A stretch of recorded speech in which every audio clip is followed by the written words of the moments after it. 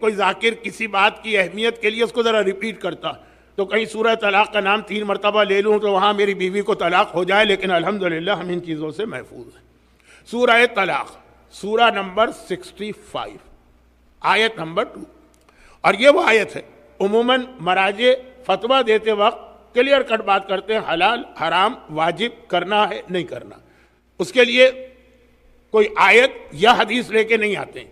لیکن یہ والی آیت اللہ سیستانی سے جو ایک کتاب آپ کے لیے لکھی گئی ہے، code of practice for Muslims living in the West, اس کے اندر جب ایک نوجوان نے یہ سوال کیا کہ میں یہاں پہ آیا ہوں ویسٹ کے اندر اور میرے پاس کوئی جاب نہیں ہے، تو ایک سپر مارکیٹ کا جاب ملا ہے اور وہاں پہ مجھے جو کیش کاؤنٹر پر بیٹھتا ہوں تو بعض اوقات شراب کی بوتلیں بھی آتی ہیں، تو اس کا حساب کتاب کرنا ہوتا ہے، یہ جائز ہے کہ نہیں جو میرے جاب کا 5% بھی نہیں؟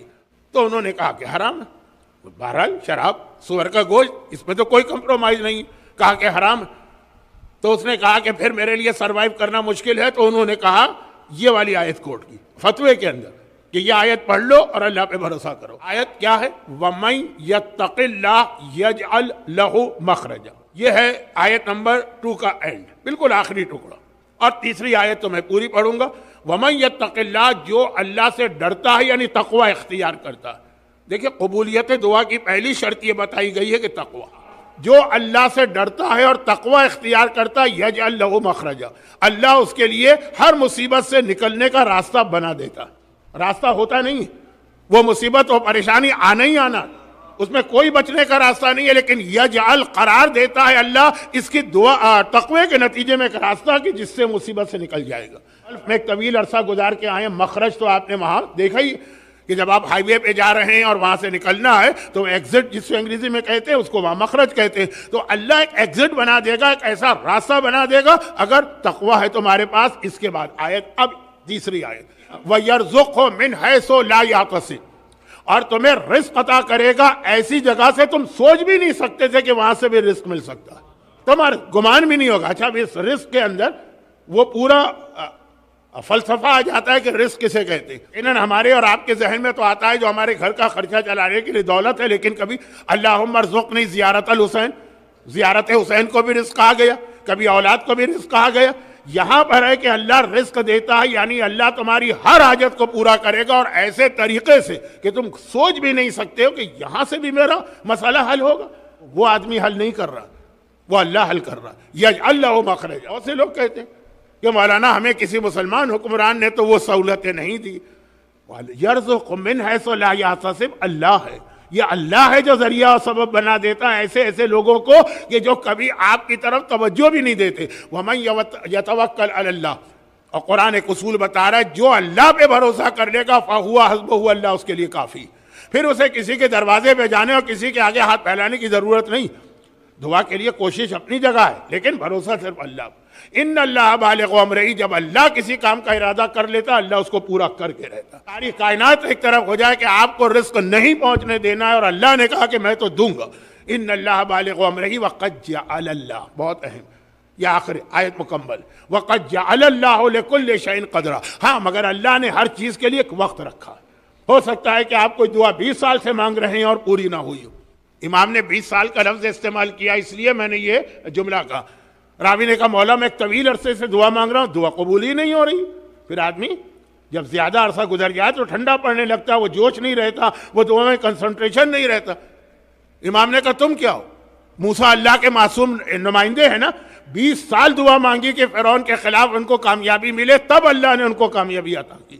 دعا مانگی تو خدا نے کہا میں نے تمہاری دعا قبول کر لی اسی وقت۔ نتیجہ آنے میں کتنا ٹائم لگا؟ 20 سال۔ تو دعا میں قد جعل اللہ لکل شیء قدرا، اللہ نے ہر چیز کی ایک وقت رکھا۔ لیکن مایوس کبھی نہ ہو، دعا پہ دعا مانگو اور ایسے ناممکن کام۔ مثلا ملک یمن کا ایک مشہور واقعہ ہے کہ یمن کے بادشاہ کے پاس دنیا کا ایک بڑا قیمتی موتی آئے۔ دستغیب شیرازی نے اپنی کتاب میں یہ واقعہ کوٹ کیا۔ بہت قیمتی موتی آیا، موتی جتنا بڑا ہوگا اتنا قیمتی اور جتنا صاف اور شفاف، اور ایسا موتی کی دنیا میں کسی کے پاس نہیں۔ آج کل بھی ہوتا ہے نا، مملکتوں میں کمپٹیشن ہوتا ہے، یہ چیز ہمارے پاس ہے تو ہمارے پاس اس سے اچھی مقابلہ ہے، سب سے بڑا پل کہاں ہے، سب سے بڑی بلڈنگ کہاں ہے، بہت سارے، یہ ہمیشہ سے رہا۔ تو بادشاہوں میں بھی مقابلہ ہوتا، روم کا بادشاہ ایران کے بادشاہ کو، اور ایران کا بادشاہ چین کے بادشاہ کو، چین کا بادشاہ یمن. یمن بہت اہم ڈائنیسٹی، حضرت سلیمان کی شادی ملکہ بلقیس سے ہوئی، اور بہت بڑی ڈائنیسٹی سے، بہت بڑی بادشاہت تھی ایک زمانے میں. مختلف بادشاہوں کے نمائندوں کو بلا بلا کے بطور فخر یہ موتی دکھایا جاتا ہے، اور اس کی حفاظت کے خیال سے یہ چیزیں رکھی جاتی ہے خزانے میں. لیکن خزانے میں بہت ساری اور چیزیں بھی ہوتی تھیں. حفاظت کے خیال سے غلام سے کہا گیا کہ تمہارا صرف ایک کام، ساری ڈیوٹی ختم، یہ موتی تم لے جا کے اپنے گھر میں رکھو گے. خزانے میں بہت ساری چیزیں ہیں نا، ہو سکتا ہے کہ کوئی چیز الٹ پلٹ میں یہ موتی گر کے ٹوٹ جائے. وہ غلاموں کی کیا زندگی ہوتی ہے پہلے زمانے میں، تو کوئی کام نہیں کرنا، ٹھاٹ کرو، عیش کرو، بس یہ موتی تم خاص اس کی حفاظت کے لیے.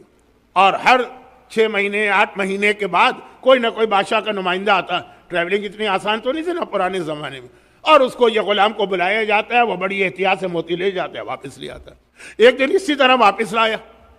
اب چھوٹے بچے کی نگاہ پڑ گئی اس موتی پر. اب بچہ تو بچہ ہوتا ہے، ضد پر آ جائے.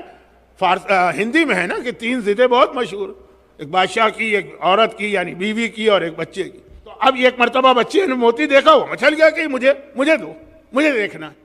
سب اس کو بہلا بہلا کے پھسلا کے تھک گئے، لیکن بچہ ہے، ضد پہ آیا ہوا.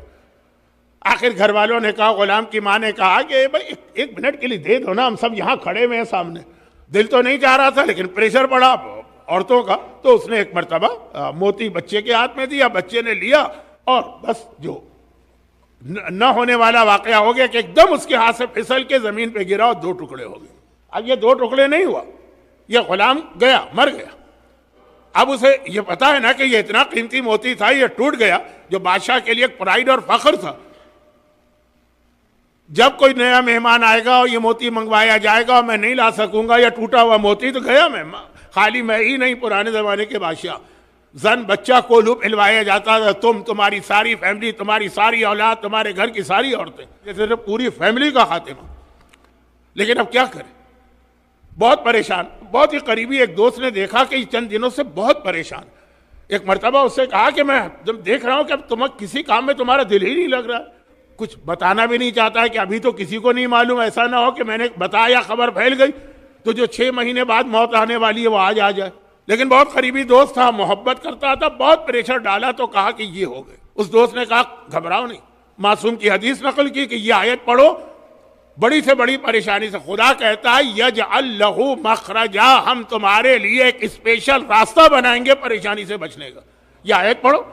امام نے کہا روزانہ فجر کی نماز کے بعد، ایک روایت میں 3 مرتبہ، ایک میں 7 مرتبہ. جب کوئی بہت مشکل پیش آئے، وہ ہنس دیا. کہا کہ اور کوئی چیز ہوتی تو سمجھ میں آتا، مثلا بیمار تھا، آیت پڑھتا صحت مل جاتی، جاب نہیں تھا، آیت پڑھتا جاب مل جاتا، اولاد نہیں تھی، آیت پڑھتا اولاد. ٹوٹا ہوا موتی آیت کی وجہ سے کیسے جڑ جائے گا؟ یہ آیت ہے نا، کوئی گلو تو ہے نہیں، اور گلو بھی ہو تو موتی تو ایک بار گیا تو گیا. کہا لیکن کوئی نقصان ہے آیت کو پڑھنے میں؟ کہا نقصان تو نہیں. تو کہا اور تو کوئی راستہ نہیں ہے تمہارے پاس؟ شروع کر دے. ابھی 1-2 مہینے گزرے تھے کہ بادشاہ کا میسج آ گیا کہ آپ میرے محل میں آؤ، موتی کے مسئلے پر بات کرنا ہے. اب تو جان ہی نکل گئی، موتی کے مسئلے پہ بات کرنا ہے. پہلے تھا محل میں آؤ تو ہو سکتا ہے کوئی اور مسئلہ ڈسکس ہو، لیکن بتا بھی دیا ایجنڈے پہ یہ. دل میں کہا خدا بندہ، میں نے آیت شروع کی تھی، اور وہ موت جو عموماً 6 مہینے بعد آتی وہ 1 مہینے کے بعد ہی آنے لگی. بادشاہ کا حکم آ گیا تو کیا کرے، بہت ہی ڈرتے ڈرتے گیا. بادشاہ نے کہا وہ موتی تمہارے پاس ہے نا؟ کہا ہے. کہا ایک کام کرو، وہ موتی کو توڑ کے 2 ٹکڑے کر دو. ہاں یہ کیا کہا بادشاہ نے؟ کانوں پہ یقین نہیں آیا. بادشاہ کہہ رہا ہے وہ موتی توڑ کے 2 ٹکڑے کر دو. تو آلریڈی اس کے 2 ٹکڑے ہو چکے تھے، لیکن بادشاہ یہ کہہ رہا. گھبرا کے پوچھا کہ آخر میں نے جو سنا صحیح سنا؟ کہا ہاں. کیا کروں، میری 2 بیویاں ہیں نا، اور اب یہ کہ دونوں میں جھگڑا ہو گیا، دونوں کہتی ہیں موتی ہمیں چاہیے. اب میں کس کی بات مانوں کس کی بات نہ مانوں؟ بیویاں وہ ہیں جن کے آگے بڑے بڑے بادشاہ ہار جاتے ہیں. سمجھ میں نہیں آتا. ایک ہی طریقہ ہے کہ اس کے 2 ٹکڑے کر کے ایک بیوی کو دے دو، دوسرا ٹکڑا دوسرے بیوی کو، اس طرح میرا مسئلہ حل ہوگا. غلام نے دل میں کہا آپ کا مسئلہ تو حل ہوتا ہی رہے گا، دیکھیں اللہ نے کس طرح سے اس آیت کی برکت سے میرے اتنے بڑے مسئلے کو حل کر دیا.